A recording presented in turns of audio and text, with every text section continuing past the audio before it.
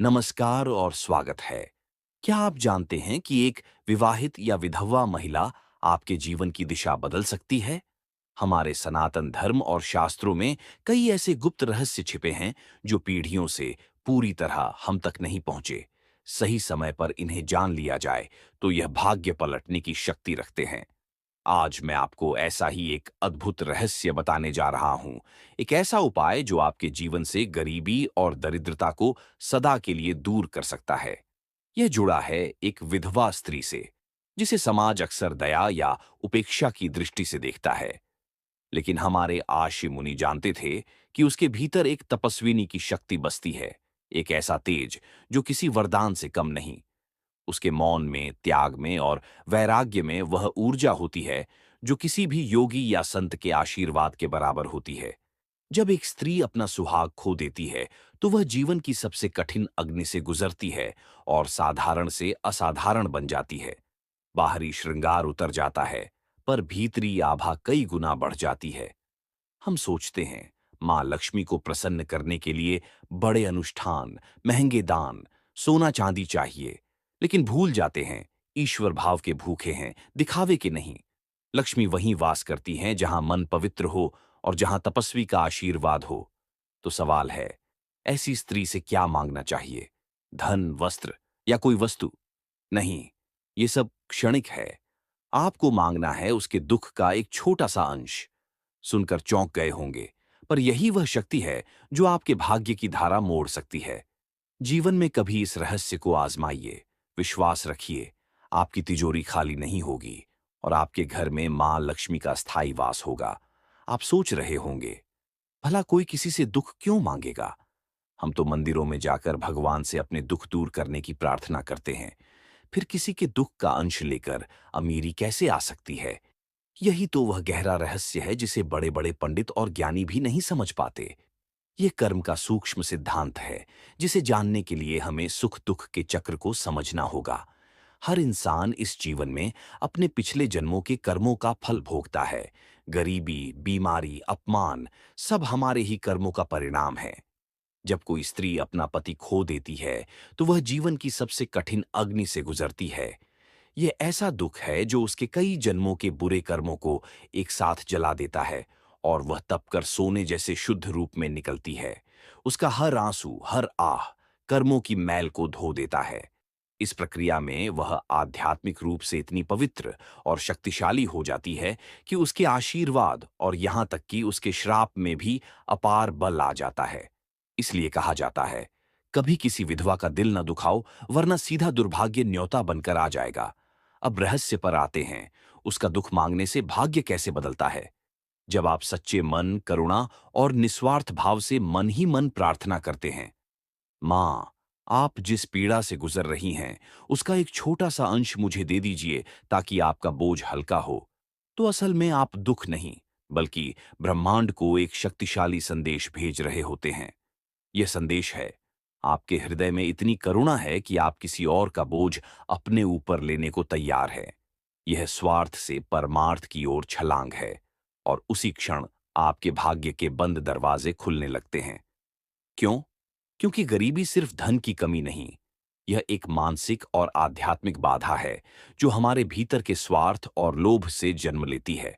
जब हम केवल अपने लिए मांगते हैं तो चेतना सीमित रहती है, लेकिन जब हम किसी और के दुख में साझेदार बनने का साहस करते हैं, तो चेतना का विस्तार होता है। यही विस्तार मां लक्ष्मी को प्रिय है, क्योंकि वह सिर्फ धन नहीं, समृद्धि की देवी है। किसी के दुख का अंश मांगना एक महान पुण्य है, जो बड़े यज्ञ और दान से भी श्रेष्ठ है, क्योंकि इसमें न दिखावा है, न स्वार्थ। यह आत्मा का परमात्मा से सीधा संवाद है। ब्रह्मांड का नियम है, ऊर्जा कभी नष्ट नहीं होती, वह केवल अपना रूप बदलती है।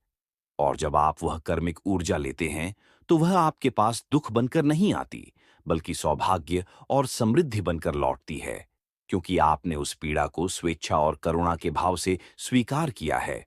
वही महान भाव उस नकारात्मक ऊर्जा को सकारात्मक शक्ति में बदल देता है।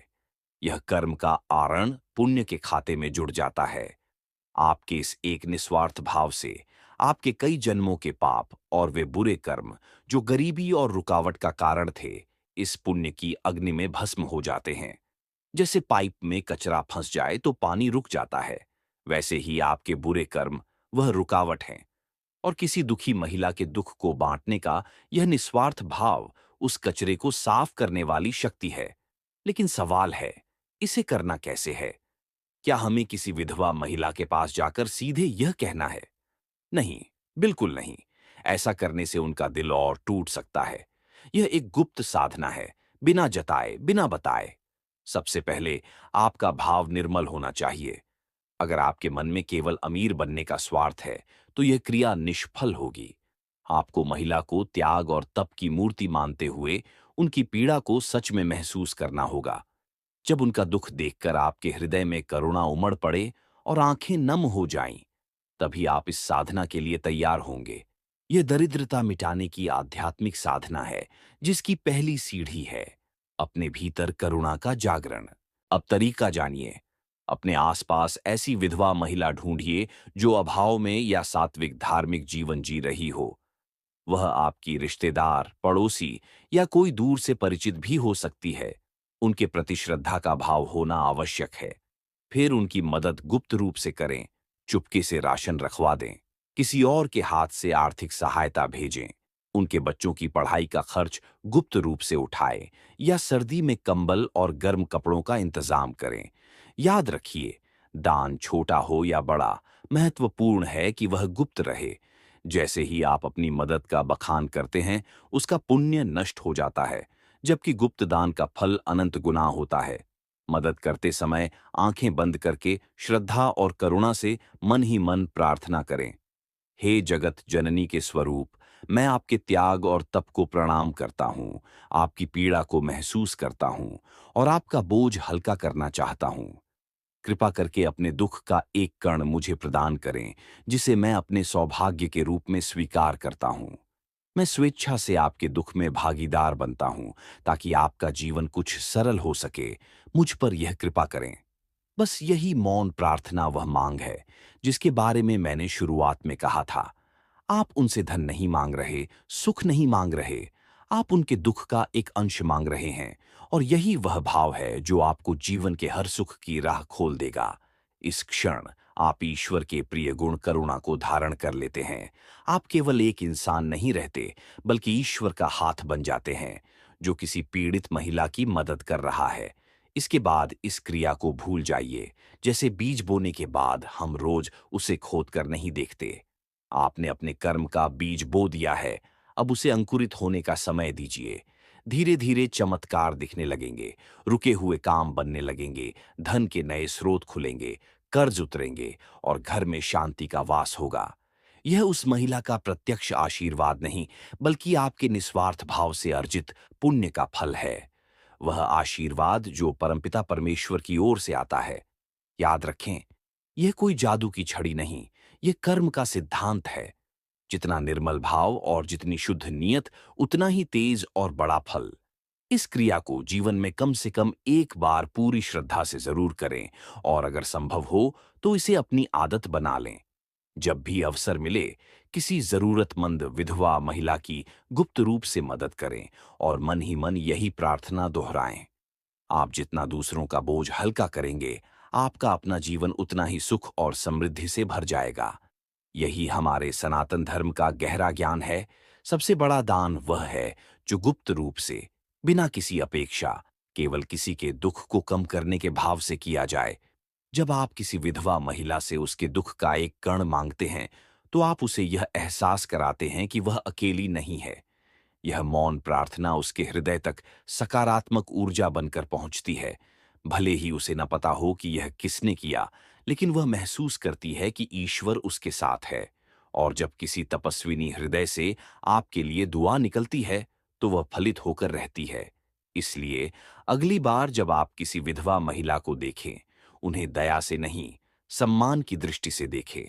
उन्हें एक तपस्विनी समझें, जिसके पास आध्यात्मिक शक्तियों का भंडार है।